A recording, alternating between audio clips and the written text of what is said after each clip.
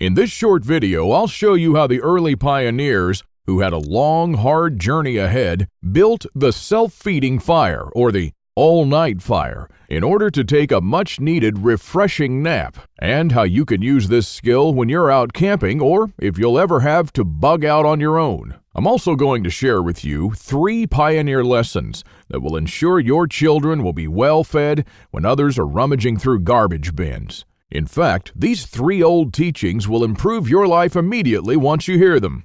And in the end, I'll unearth a long-forgotten secret that helped our ancestors survive famines, wars, economic crisis, diseases, droughts, and anything else life threw at them. A secret that'll help you do the same for your loved ones when America crumbles to the ground. To begin with, this technique will allow you to build a fire that burns for 15 hours and sustains itself without having to manage it at all. You need 2 ramps that will continue to self-load logs as they're consumed at the very bottom. Now you'll notice I've left a gap in between the bottom 2 logs by placing 2 wood sticks.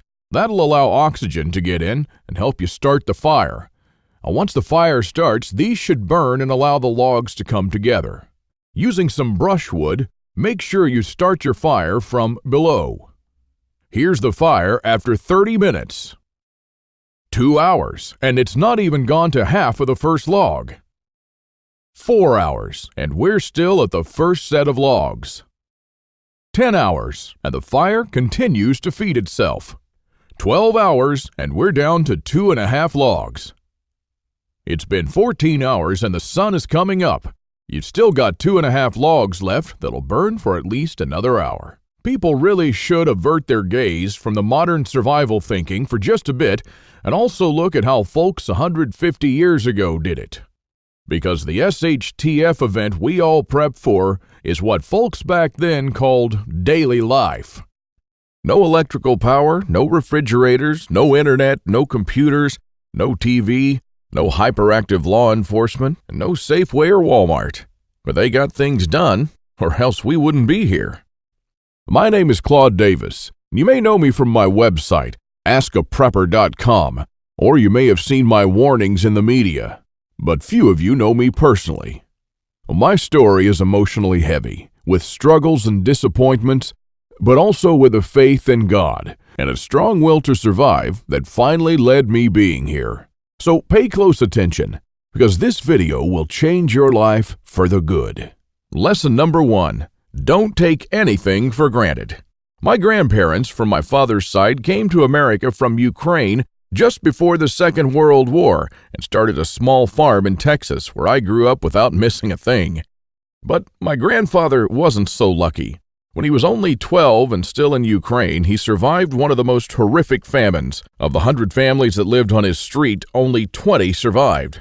So what you're about to hear is a real recollection, as it was written in a personal journal just after the crisis by one of his neighbors. Where did all the bread disappear? I do not really know. Maybe they've taken it all abroad. The authorities have confiscated it, removed it from the villages, loaded grain into the railway coaches, and took it away someplace. They've searched the houses and taken away everything, to the smallest thing. All the vegetable gardens, all the cellars were raked out, and everything was taken away. It was so dreadful that every day became engraved in my memory. People were lying everywhere as dead flies. The stench was awful. Many of our neighbors and acquaintances from our street died. We tried to survive the best we could. We collected grass, goosefoot, burdocks, rotten potatoes, and made pancakes, soups from putrid beans or nettles, collected clay from the trees and ate it, ate sparrows, pigeons, cats, and dogs. When there were still cattle, it was eaten first, then the domestic animals. Some were eating their own children. I would never be able to eat my child. One of our neighbors came home when her husband, suffering from severe starvation, ate their own baby daughter. This woman went crazy. Another neighbor wrote a petition to the authorities, and here's just a paragraph from that. Said, "Please return the grain that you've confiscated from me. If you don't return it, I'll die. I'm 78 years old and I'm incapable of searching for food for myself." And of course, nobody cared. In a crisis, it's everyone for himself. although in many cases families did still remain families. But just after the winter, when there's absolutely nothing to eat, my grandfather, together with his mother, went to the nearest town where the government had established a soup kitchen. Unfortunately, the 25-mile journey was too much for his mother. After just 5 miles, she couldn't walk anymore. My grandfather noted in his journal, "Mother said, save yourself, run to town." I turned back twice. I could not bear to leave my mother, but she begged and cried, and I finally went for good.